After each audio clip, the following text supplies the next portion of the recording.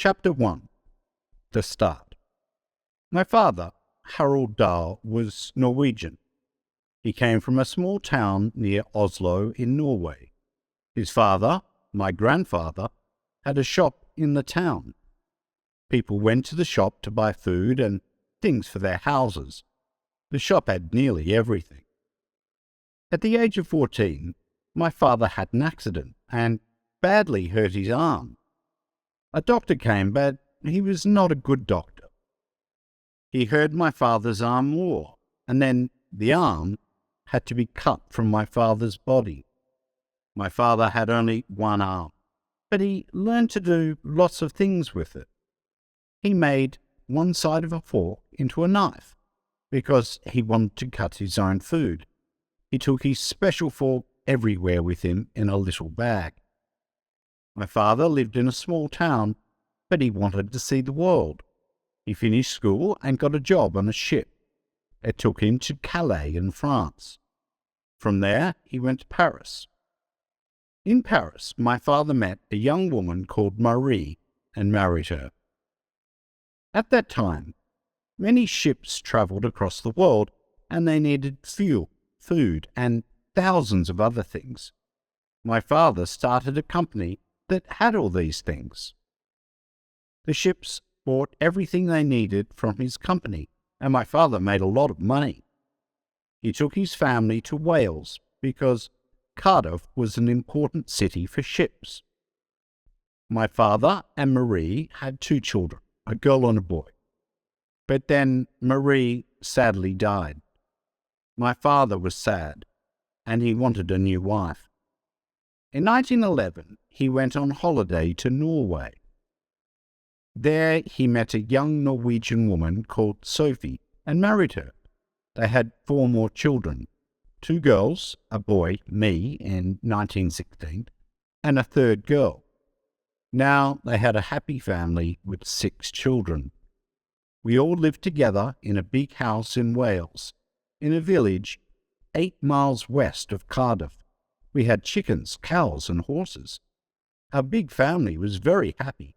But then my sister Astrid got an illness, and she died. She was only 7 years old. My father got a different illness, and he died too. Maybe he did not fight his illness because he was very sad about Astrid. Today, these illnesses do not often kill people. Doctors can give people something to make them better. But in 1920, doctors could not help my family. Now my mother had 5 children, a new baby, and no husband. She was a young Norwegian in a strange country, and her family were all in Norway. But my mother stayed in the United Kingdom because my father wanted his children to go to school in England. English schools are the best schools in the world, he always said. I do not remember a lot from my earliest years, but I can remember one thing very well, my tricycle. A tricycle is a bike for small children, but it has 3 wheels. My sister and I loved to ride our tricycles as fast as we could in the middle of the road. It felt good to go very fast. We could ride in the road because there were not many cars in those days. Chapter 2. The Sweet Shop. In 1923, I was 7 years old and I started school. Every day, my friends and I walked about a mile to school, and we went past a sweet shop. And every day, we stopped and looked at all the wonderful sweets in their jars. Sometimes we had money, and we could buy some sweets. But there was one problem. A bad woman worked in the shop. Her name was Mrs. Pratchett. Mrs. Pratchett was a small, ugly old woman. She never smiled, and she was never friendly. She always shouted at us, "I'm watching you. You have to buy something or you must go away." She was also very dirty. Her clothes always had egg and bread and tea from her breakfast on them. Her hands were grey and dirty, and her fingers were black. And she put these dirty hands into the jars of sweets. Of course, this did not stop us from buying the sweets, but we did not like Mrs. Pratchett.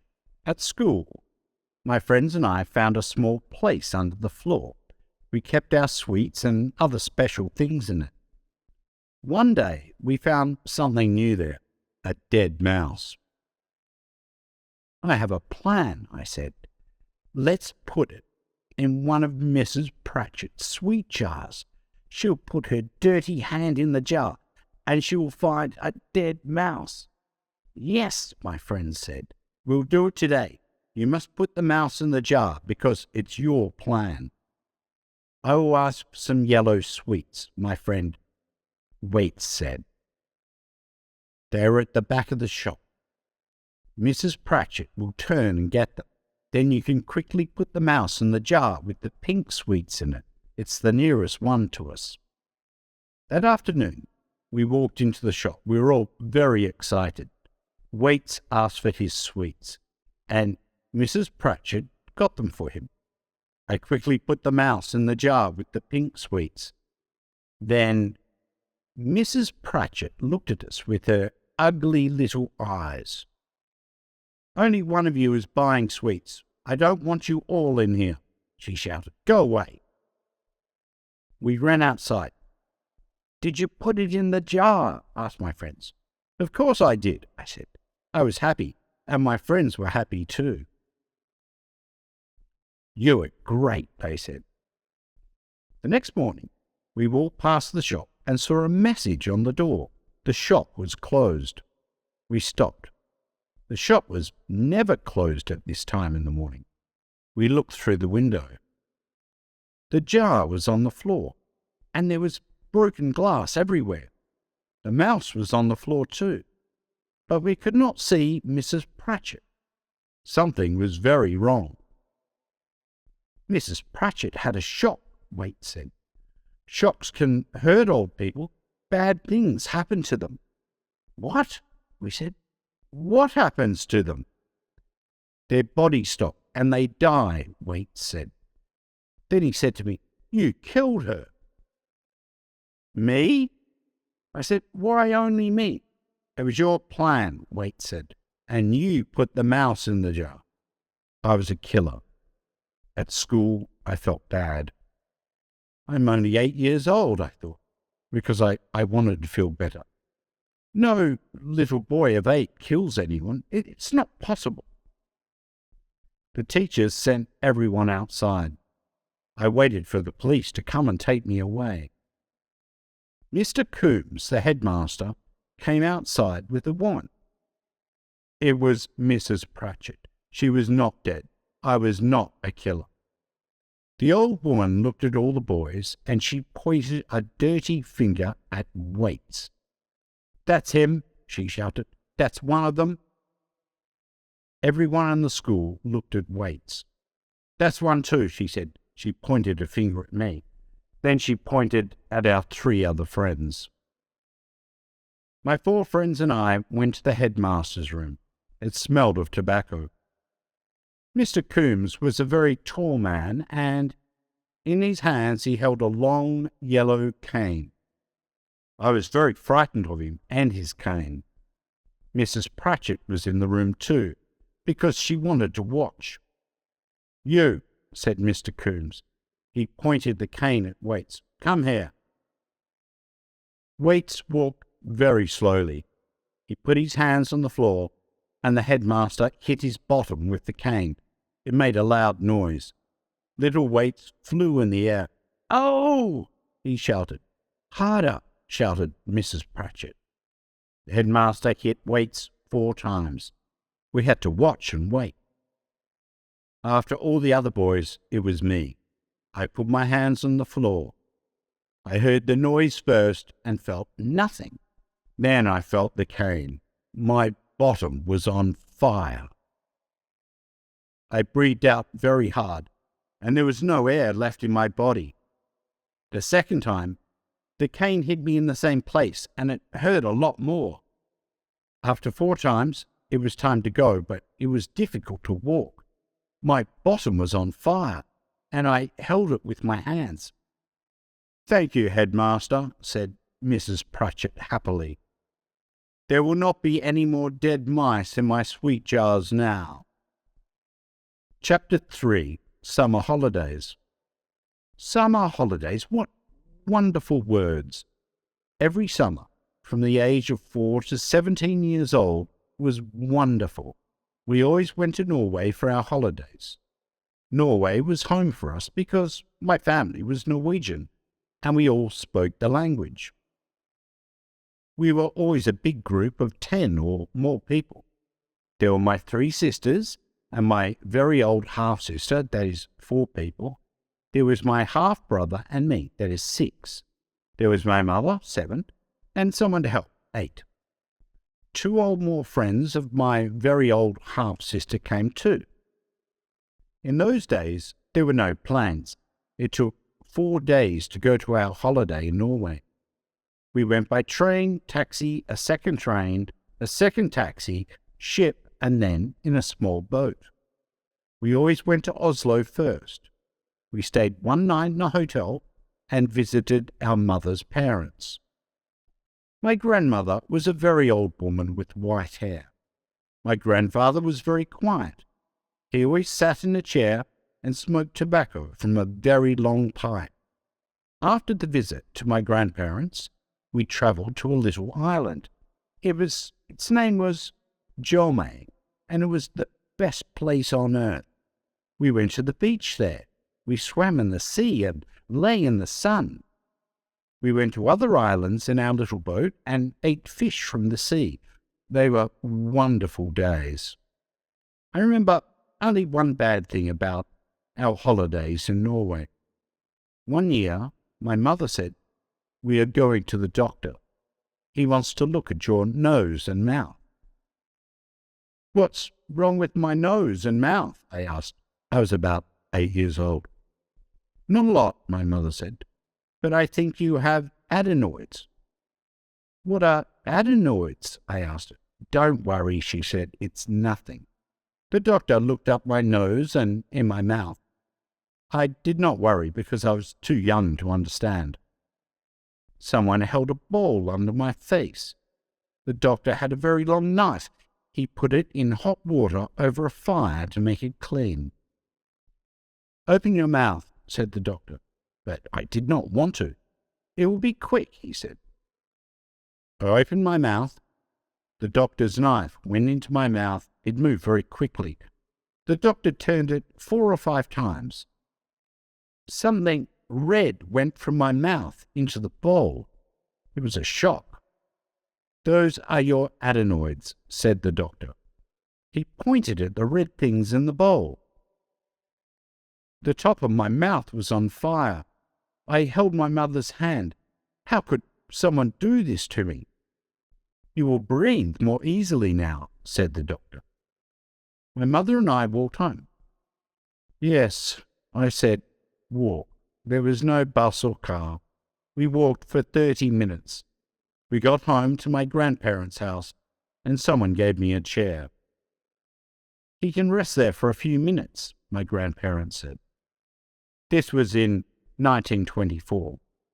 It was normal to cut a child's adenoids with no anaesthetic in those days. Chapter 4. Boarding School. In September 1925, I was 9 years old, and it was time for me to go to boarding school. Children stayed the night at boarding school and lived there without their families.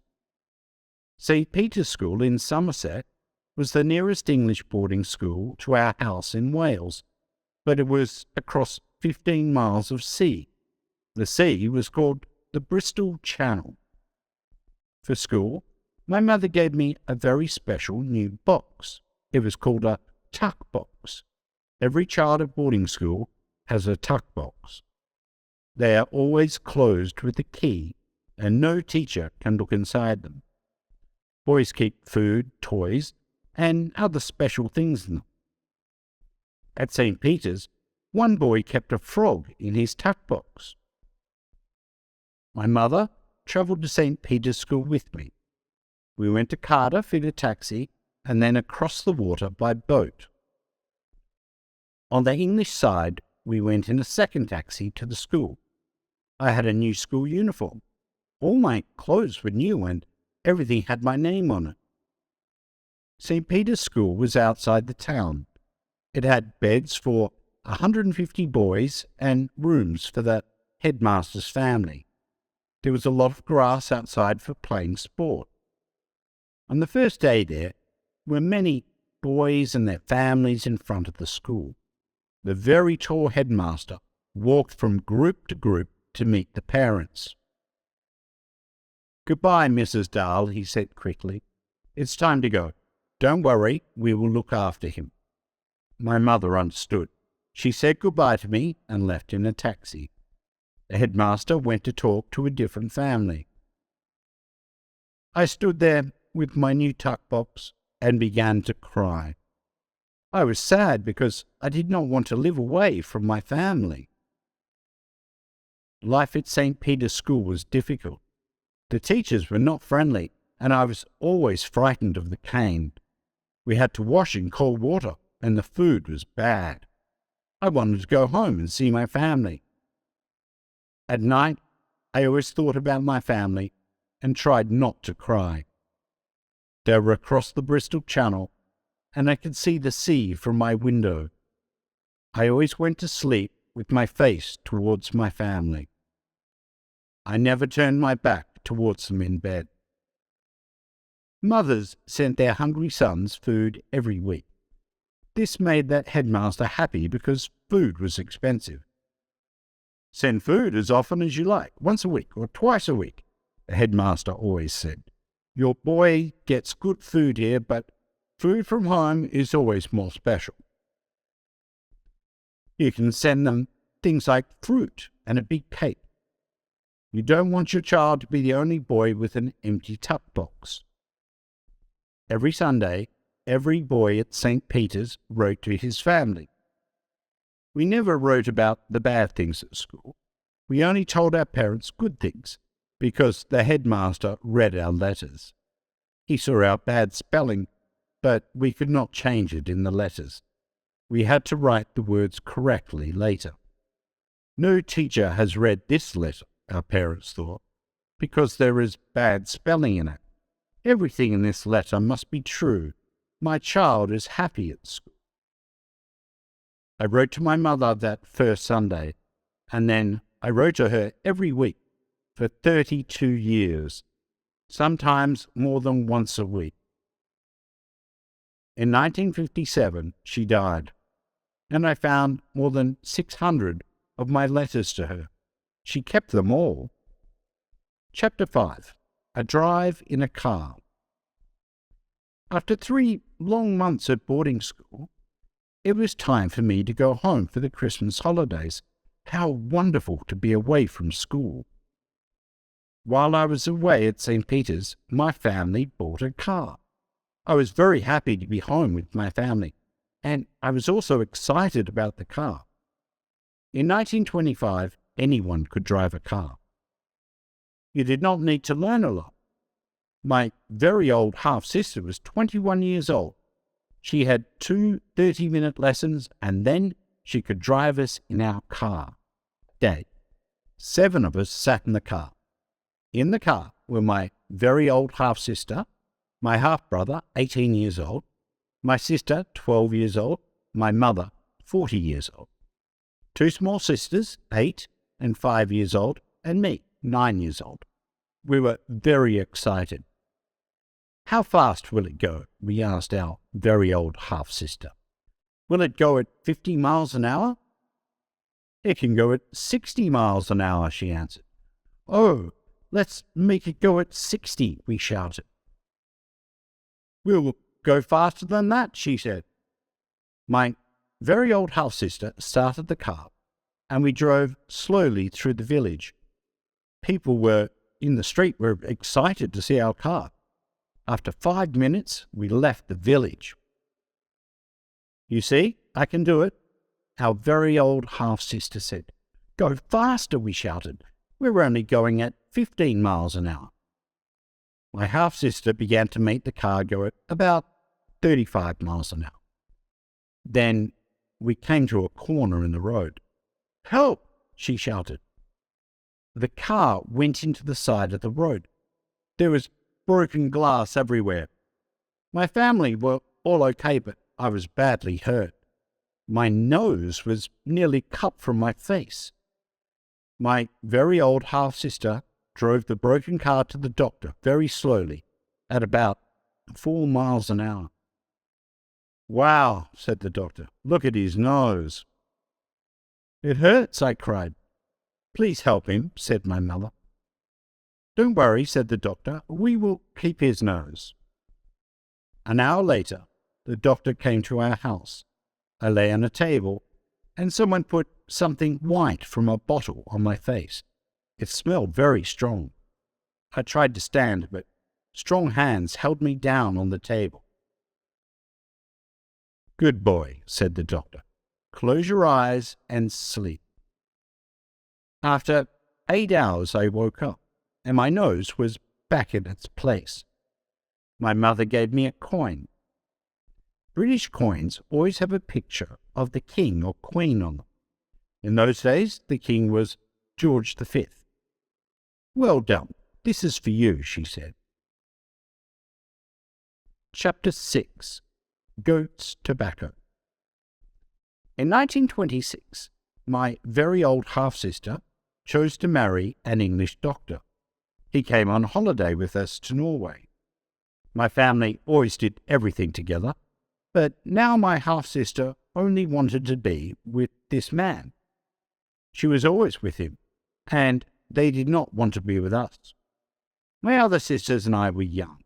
I was only 9 years old, and we did not understand this. We did not like the young doctor, because he took our sister from us. But we also did not like him because he smoked a pipe. He always had the pipe in his mouth, and it smelled very bad. One day on the beach, the young doctor went swimming. He left the pipe with us and did not take it into the sea with him. Then I saw some goat droppings on the ground, and I thought of a plan. I quickly put some of the goat droppings in the pipe under the tobacco.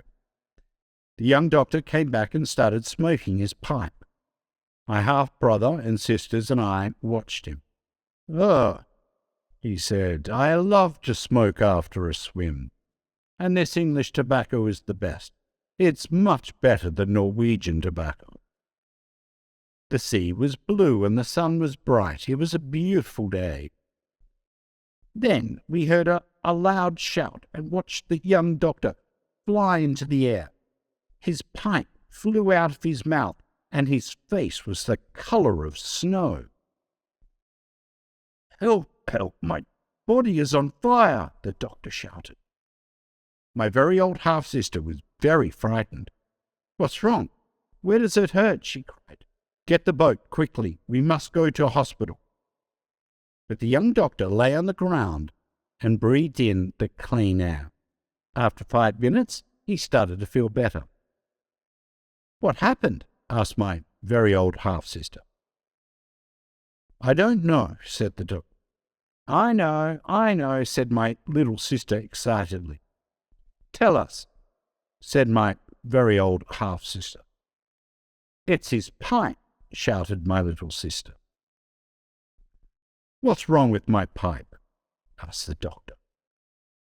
"It had goat droppings in it," said my little sister, and she laughed.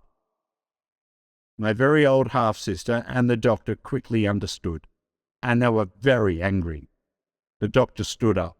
My half-brother, sisters, and I quickly ran away from him into the sea. Chapter 7. Repton. In 1929, my mother asked me, "Do you want to go to Marlborough or Repton?" They were famous and expensive English schools, but I knew nothing about them other than that. "Repton," I answered, because it was an easier word to say than Marlborough. "Very well," said my mother. "You'll go to Repton." Repton was a boarding school in the middle of England. Every Repton boy wore the same very strange uniform. I wore it and my sisters laughed at me. I felt stupid in the clothes for Repton, but in the street my mother said, "You look good in your school uniform. People can see it. They think you are important because you go to a famous school." At the station I saw many boys and they all wore the same uniform. The train took us all the way to Repton. I was 13 years old. Lots of strange things happened at Repton. They did at all English boarding schools. Older boys were always more important than younger boys, and a small group of the oldest boys were the most important of all. At Repton, we called these boys Bozers. Bozers told us what to do, and we had to do it. We cleaned the Bozers' rooms and made their fires. We sometimes cooked their breakfast. Bozers were always right, and the younger boys were always wrong. On Sundays, 2 other boys and I had to clean our Bozers' room. We cleaned it for hours. We washed the floor, the windows, and the walls. But the Bozer often found something wrong with our cleaning, and he hit us with a cane. A Bozer could stand in any room of the school and shout about a job. Then every young boy had to run to him. The slowest boy had to do the job. One snowy morning, I heard a Bozer shout about a job. I ran as fast as possible, but I was the slowest boy to get there. "Dal, come here," said the Bozer. His name was Wilberforce. "Go and make my toilet warm." At Repton, all the toilets were outside, and their little rooms had no doors. In winter, they were very cold. My job was to sit on the toilet before Wilberforce and make it warm for him. I sat on the toilet for 15 minutes, and then Wilberforce came. "Is it warm?" he asked me. "It's as warm as possible, Wilberforce." "Well, we'll see," he said. He sat on the toilet. "Very good," he said. "Very, very good. Some boys have cold bottoms. I only use boys with warm bottoms. I will not forget you." He did not forget me. I always carried a book with me because I often had to sit on Wilberforce's toilet. It was very boring. In my first winter at Repton, I read many books by Charles Dickens on Wilberforce's toilet. Not everything at school was bad. Sometimes all the boys got a grade box from a company called Cadbury's. Cadbury's made wonderful chocolates. Inside the box were 12 different chocolates. We always knew one of them well, but 11 of them were new. There was also paper in the box. Our job was to try all the chocolates and write the good and bad things about each one on the paper. Cadbury's plan to ask us about their new chocolates was a good one. Boys at Repton were some of the best chocolate customers in the world. Who knew more about chocolate than us? How do companies plan their new chocolates? I love to think about this. Many years later, I needed a story for a new book. I remembered those little boxes of chocolate at Repton, and I started to write my book, Charlie and the Chocolate Factory. Sport is very important at English boarding schools, and we played a lot of it. Happily, I was good at sport, and I enjoyed it. Playing sport helped to make the long days shorter. Life at school was easier for good sportsmen, but it was difficult for bad sportsmen. My favourite sport was a very fast game with the ball. It was called fives. Because I was one of the best at fives at Repton, I travelled to other boarding schools and played it with their boys. I also played football and a ball game called squash. At school, I loved taking photos. Today, cameras are very easy to use, but in the 1920s, they were difficult work. I had a big, heavy camera with glass plates. I made a dark room near the school's music rooms and I make many photos there. After school, do you want to study at Oxford or Cambridge? My mother asked me one day. These are great and very famous places, and boys from good public schools normally wanted to study at them. But I did not want to study law. I chose to start work at a company called Shell because I wanted to see the world. I travelled to many countries with Shell, but that is a different story and a different book. I may tell it one day. Thank you for watching.